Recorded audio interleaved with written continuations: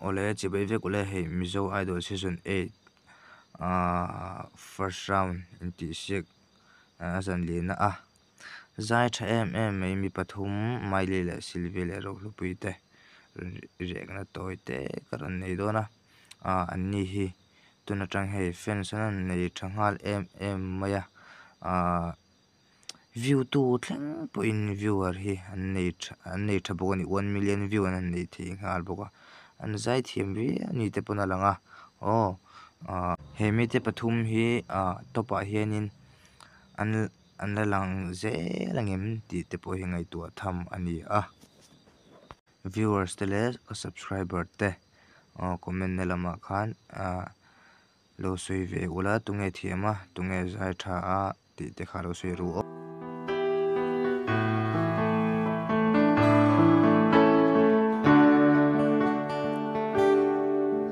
hun kha le che lim le lung ruali lim lai ni part anin kan le isak mel ka ching mit kha anat sam isak ruang ka ton manga acham tree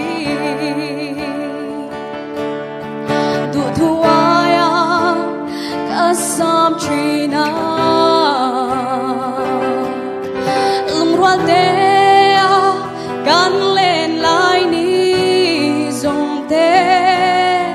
bay say bo nu oh bay say bo nu ka bay say tree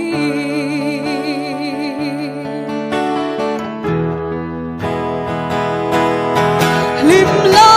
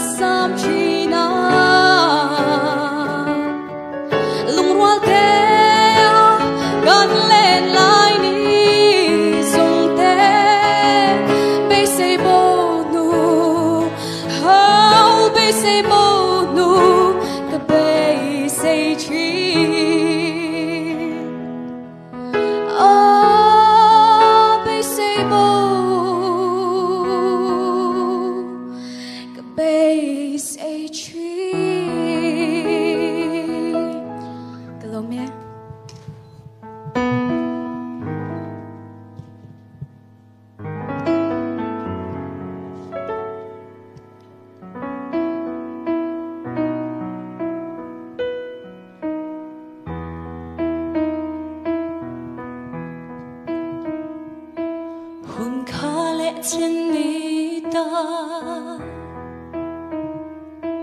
rin nôm lệ mang ngày tên cả lâu ngạc chê run rem pui turan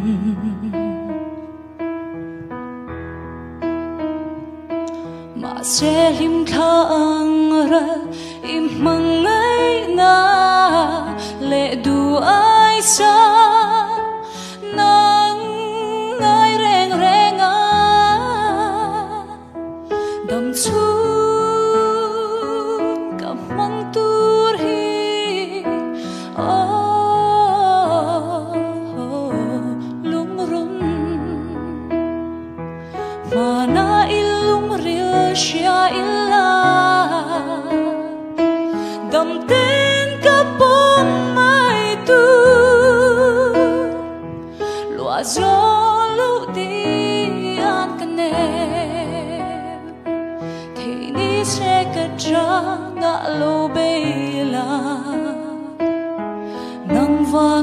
cha khoa say turi ton mang iangi ralle mai tur ma se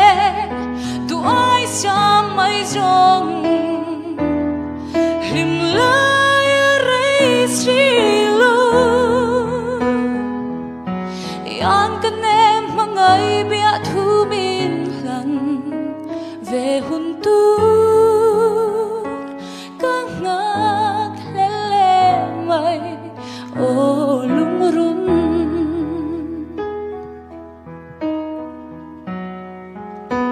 cây rong căng ai ngâm lô nang ai mà té lệ ôm khoa hơi nghe ý dồn ai min em là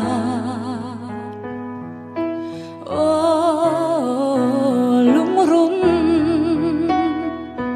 mà na ilung ril xia illa đầm tên cả bom mai tu lúa gió lâu đi an can em thì ni sẽ cất ra ngã lâu bê la nang vanga kacha khoa se turi ton mang yangi ralle mai tur ma se du ai sa mai jong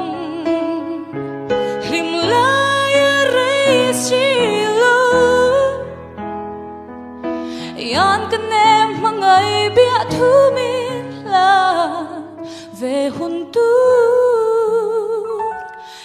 ngạc lê mây lung run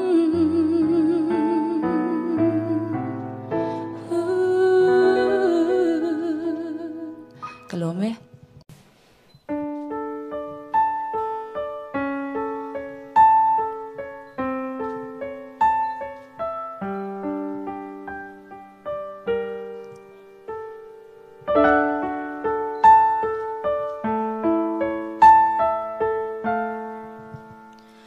mang chia te mang in thil sual tam tak ti tur thengi duang lok in oni reng kale mani thia min chan tu min zan kho in ka boy zo chi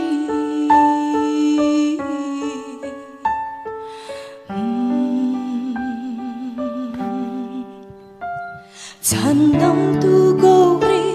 hay derin kong zo tur ka e bay don na chian cha ka sia ka mu chua mai chu hay se tan them na lo ni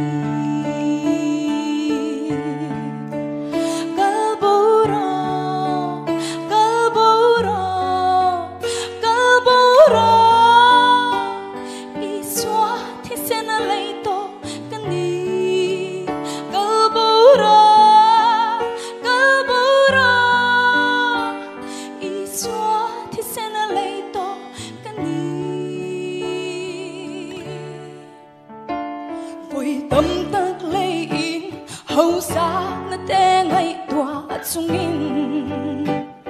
thut ru na ka siam le chi ka har chua meu chua na lai so loi thi ka nu fu chi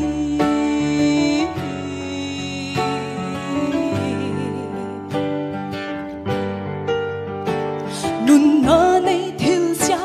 tin reng ta tan i xua mê la lang nun na nei ka tum se la se tan